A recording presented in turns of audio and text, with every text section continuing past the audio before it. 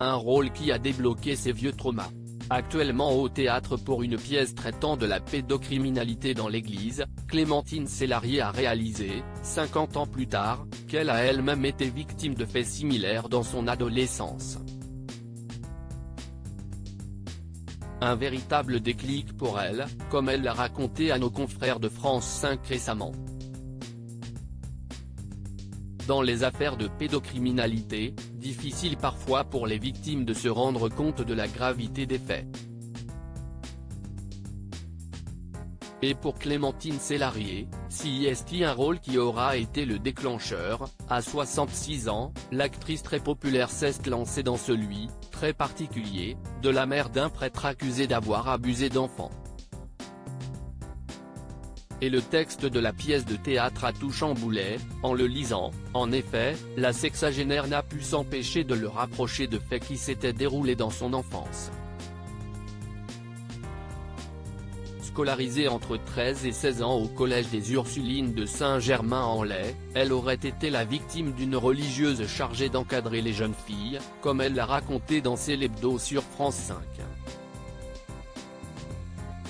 Elle me caressait un peu les cuisses de temps en temps, s'est-elle souvenue, avant d'avouer qu'à l'époque, cependant, elle n'avait pas compris la gravité de ses gestes, loin d'être anodins comme l'a rappelé la présentatrice Aurélie Casse. J'ai réalisé ça en lisant le texte, a-t-elle expliqué, concluant que ce déclic ne changerait pas grand-chose, son agresseuse n'étant sûrement plus de ce monde. Une actrice engagée, mais cela reste toutefois un bon moyen pour parler de ce sujet capital pour Clémentine Célarié.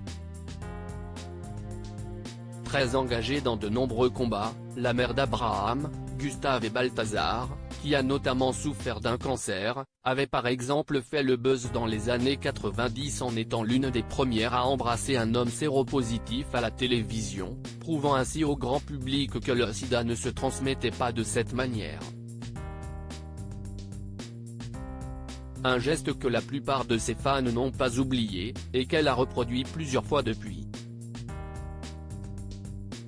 Mais plus récemment, si est un bad buzz qui a fait parler d'elle, signataire de la tribune pour Gérard Depardieu du 31 décembre, elle avait choqué nombre de ses fans.